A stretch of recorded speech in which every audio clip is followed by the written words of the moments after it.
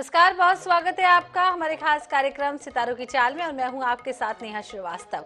इस कार्यक्रम में हम आपको बताएंगे कैसा बीतेगा आपका आज का दिन और जानेंगे आज के विषय के बारे में। मेरे साथ इस वक्त भोपाल से जुड़ चुके हैं ज्योतिष आचार्य अरविंद तिवारी जी। पंडित जी, बहुत बहुत स्वागत है आपका। तो चलिए कार्यक्रम की शुरुआत कर लेते हैं।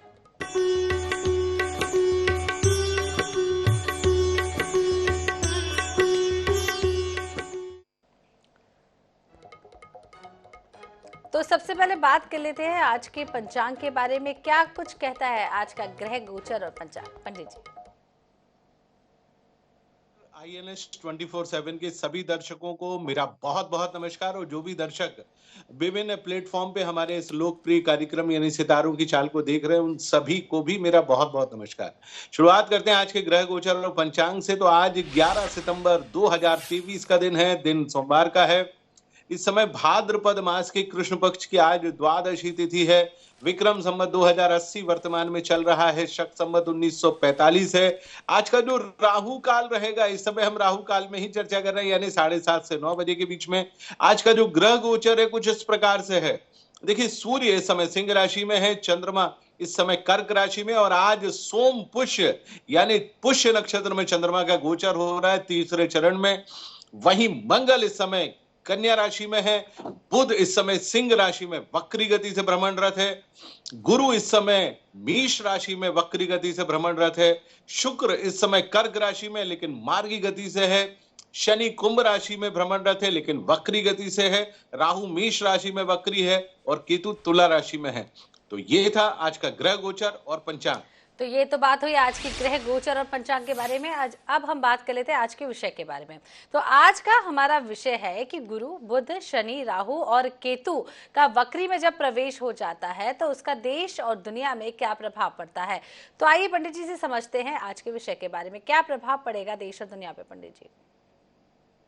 बिल्कुल नेहा जी, बहुत सुंदर सा विषय है। देखिए, इस समय 5 बड़े ग्रह वक्री गति से भ्रमण रखता है। देखिए, वक्री का अर्थ तात्पर्य होता है कि जब ग्रह अपनी शुभता को खो देता है यानी वह रिट्रोकेट होकर वक्री गति से भ्रमणरत है।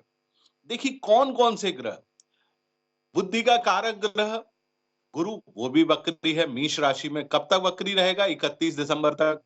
शनि, जो कि बहुत बड़ा प्लेनेट है, बहुत सारे लोग जिनके ऊपर शनि की ढैया, अशुभ ढैया या विभिन्न प्रकार की ग्रह स्थितियां चलती हैं, वो भी वक्री अवस्था में है। बुध, जो कि बुद्धि का कारक, ज्ञान का कारक, कल्पना शक्ति का कारक ग्रह, वो भी वक्री है। राहु, वो भी वक्री है और केतु भी वक्री है। तो 5 बड़े ग्रहों का वक्री होना अपने आप में एक बड़ी बात की ओर संकेत करता है। देखिए, थोड़ा सा मैं भारतवर्ष की कुंडली को लेकर आता हूं यहाँ पे। स्वतंत्र भारत की जो कुंडली है वो 15 अगस्त 1947 मध्य रात्रि लगभग 12:30 बजे भारत एक देश के रूप में अस्तित्व में आया। हालांकि सनातन काल से भारत इस धरा पर मौजूद है। अब आप देखेंगे इन ग्रहों का प्रभाव। देखिए, वृषभ लग्न और कर्क राशि का देश है भारत। पुष्य नक्षत्र में भारत का जन्म हुआ। आज इस समय पुष्य नक्षत्र चल रहा है, कर्क राशि है, यानी एक प्रकार से आप कह सकते हैं कि भारत का जन्मोत्सव भी है। हम बात कर रहे हैं बाकी के ग्रहों की। शनि भारतवर्ष की कुंडली में दशम भाव और भाग्य स्थान का कारक ग्रह है, जो कि वक्री गति से भ्रमणरत है। और कहां पर? दशम भाव में। अर्थव्यवस्था का कारक ग्रह यानी द्वादश भाव, एकादश भाव यानी मीन राशि का स्वामी ग्रह गुरु, जो कि मेष राशि में बैठा हुआ है लेकिन वक्री गति से भ्रमण कर रहा है। देश के सत्ताधारी दल यानी सत्तारूढ़ दल का स्वामी ग्रह बुध, वो भी वक्री गति से पंचम भाव में है, चौथे भाव में, माफ कीजिएगा, सूर्य के साथ युति बनाकर पड़ा हुआ है। वहीं बात करते हैं राहु और केतु की। राहु द्वादश भाव में गुरु के साथ चांडाल योग बना रहा है और केतु छठे भाव में तुला राशि में पड़ा हुआ है। अब देखिए कि ये जो ग्रह स्थितियां हैं, ये अपने आप में बड़ी अजब सी हैं। अच्छा, इन ग्रह स्थितियों का प्रभाव क्या पड़ेगा? देखिए, उतार चढ़ाव की स्थितियां बनने वाली है।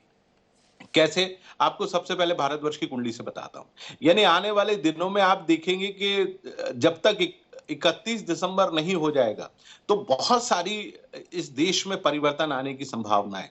कुछ ऐसे विधेयक आ सकते हैं लोकसभा में, जैसे हम वन नेशन वन इलेक्शन की बात करते हैं।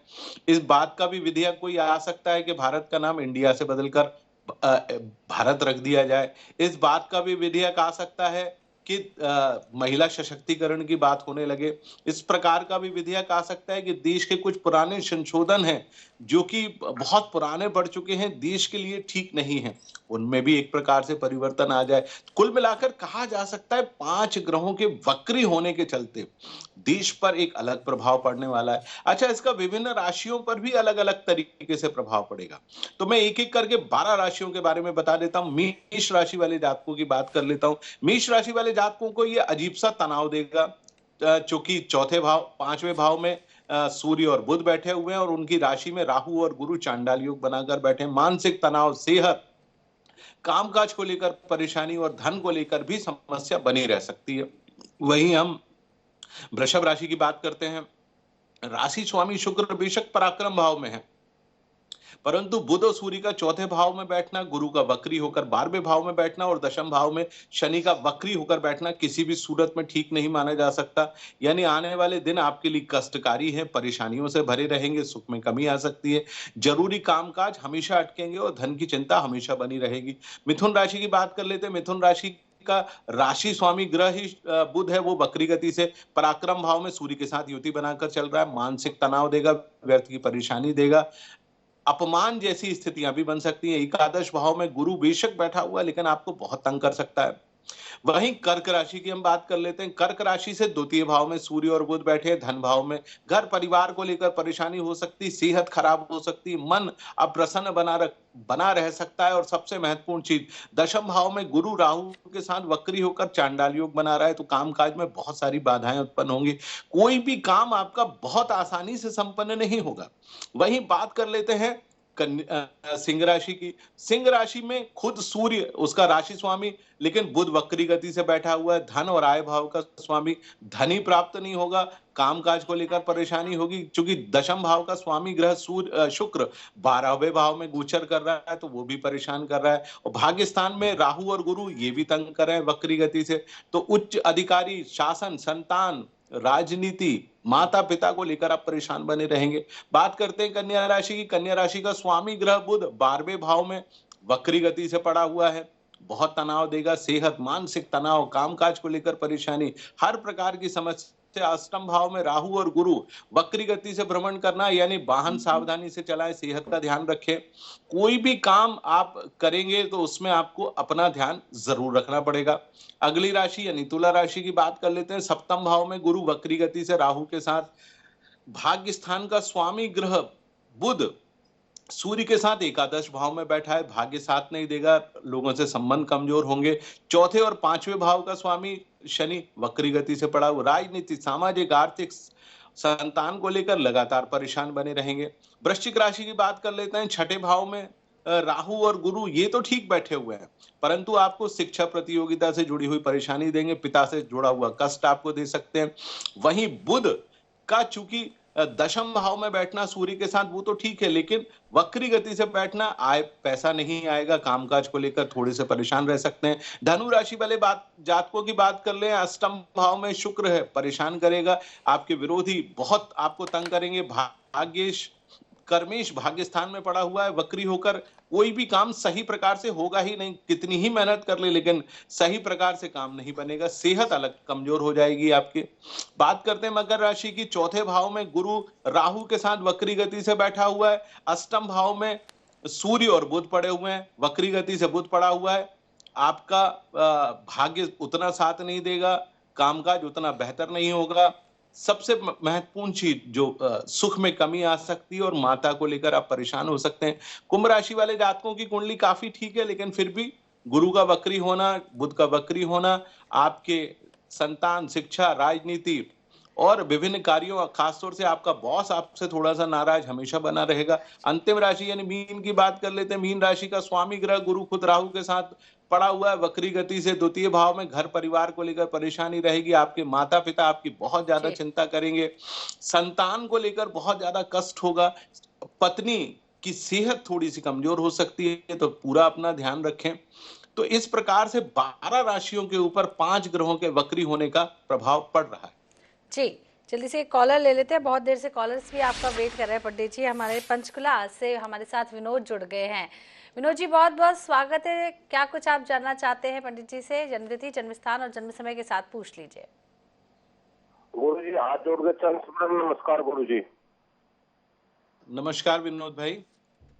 गुरु जी मैं आर्मी पर्सन ही बोल रहा हूँ। गुरु जी मैंने काफी दिनों के बाद में आप कॉल लगी आपसे मेरी।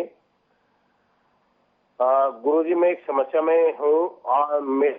बेटे की बहू का डिलीवरी हुई कल शाम को 7:30 बजे। उसका लड़का पैदा हुआ गुरु जी। तो गुरु जी उसको सांस लेने में दिक्कत आ रही है। बच्चा मतलब सांस लेने में प्रॉब्लम आ रही है जिस टाइम से पैदा हुआ है। कोई रास्ता उपाय गुरु जी मेरे को मतलब अपने से प्लीज, बहुत ही मतलब बेटी की डेट ऑफ बर्थ से देखो गुरु जी।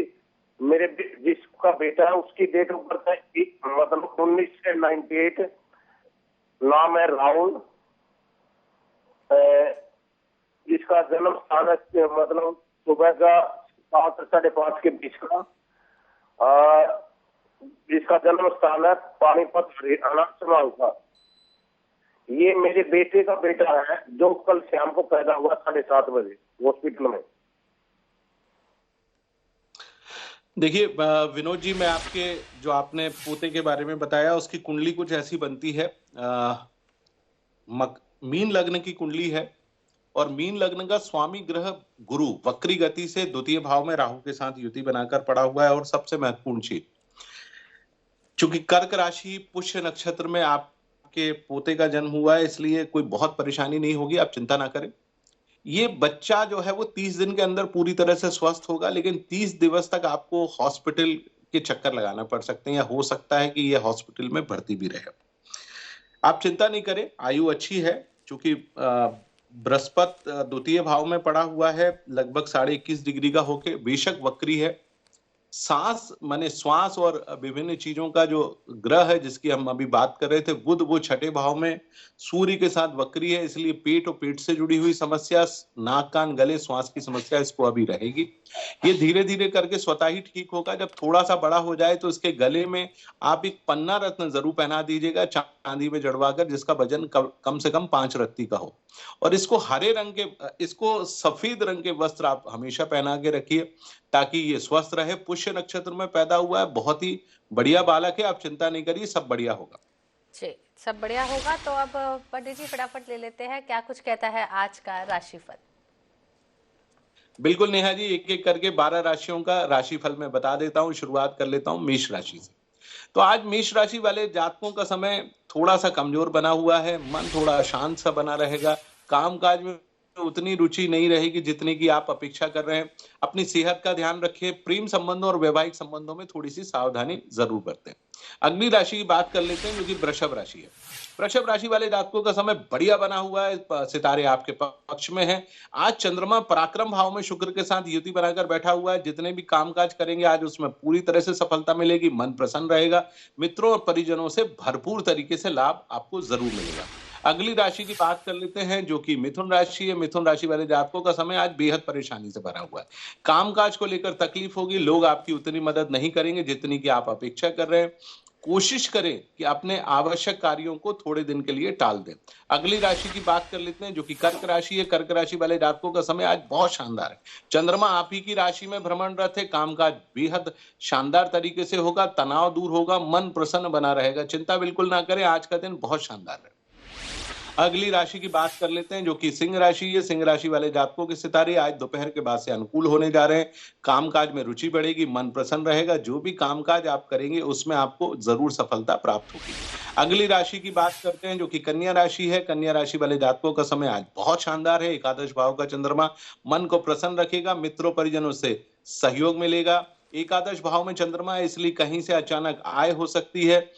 प्रेम संबंधों और वैवाहिक संबंधों के लिए दिन भी आज बेहद खास बना हुआ है। अगली राशि की बात करते हैं जो कि तुला राशि है। तुला राशि वाले जातकों का समय आज ठीक नहीं है, मन थोड़ा शांत बना रहेगा, कामकाज में रुचि नहीं रहेगी, जो भी कामकाज आप करेंगे वो उतने बेहतर नहीं होंगे जितनी की आप अपेक्षा कर रहे हैं, तो थोड़ा सा ध्यान रखें, अपनी सेहत का ध्यान रखें। अगली राशि यानी वृश्चिक की बात करते हैं। समय आज बेहद शानदार बना हुआ है, कामकाज में रुचि बनेगी, मन का जो तनाव है वो अब दूर होने लगेगा, रुचि आपकी बढ़ने लगेगी, माता पिता से आपको सहयोग मिलेगा और शिक्षा प्रतियोगिता में आपको सफलता जरूर प्राप्त होगी। अगली राशि यानी धनु की बात कर लेते हैं। धनु राशि वाले जातकों का समय आज अनुकूलता से भरा है। दोपहर के बाद समय और थोड़ा सा बेहतर होगा। सुबह जरूरी कामों को आप ना ही करें तो ज्यादा बेहतर होगा। प्रेम संबंधों और वैवाहिक संबंधों में थोड़ी सी खटास हो सकती है, लेकिन विरोधी पक्ष थोड़ा कमजोर जरूर रहेगा। अगली राशि यानी मकर की बात कर लेते हैं। मकर राशि वाले जातकों का समय आज से ठीक हो रहा है। मन शांत रहेगा। सप्तम भाव का चंद्रमा प्रेम संबंध, वैवाहिक संबंध और संबंधों के आधार पर आपको जरूर लाभ देगा। जितने भी कामकाज आप करेंगे उस काम, हर एक कामकाज में आपको लाभ मिलेगा और परेशानियां आपकी दूर होंगी। अगली राशि यानी कुंभ की बात कर लेते हैं। कुंभ राशि वाले जातकों का समय आज बिल्कुल भी ठीक नहीं है। मन थोड़ा अशांत रहेगा, कामकाज में रुचि नहीं रहेगी, सेहत को लेकर परेशान हो सकते हैं। प्रेम संबंधों और वैवाहिक संबंधों में कहीं ना कहीं परेशानियां आ सकती हैं। अंतिम राशि यानी मीन की बात कर लेते हैं। मीन राशि वाले जातकों का समय आज बेहद शानदार है। कामकाज में रुचि बढ़ेगी। शिक्षा प्रतियोगिता, माता पिता, संतान से जुड़े हुए कोई भी कार्य है तो वो बहुत आसानी से बनेंगे। आज किसी नए कार्य की आप शुरुआत भी कर सकते हैं। लोगों का सहयोग प्राप्त होगा और प्रेम संबंध और वैवाहिक संबंध बेहद शानदार बने रहेंगे। तो आज के कार्यक्रम में हमने जाना कि कैसा बीतेगा आपका आज का दिन और विषय के बारे में हमें जानकारी ली। तो पंडित जी आपका बहुत बहुत शुक्रिया हमारे साथ जुड़ने के लिए और तमाम जानकारी देने के लिए। तो फिलहाल इस कार्यक्रम में इतना ही। देखते रहिए NS 24/7। नमस्कार।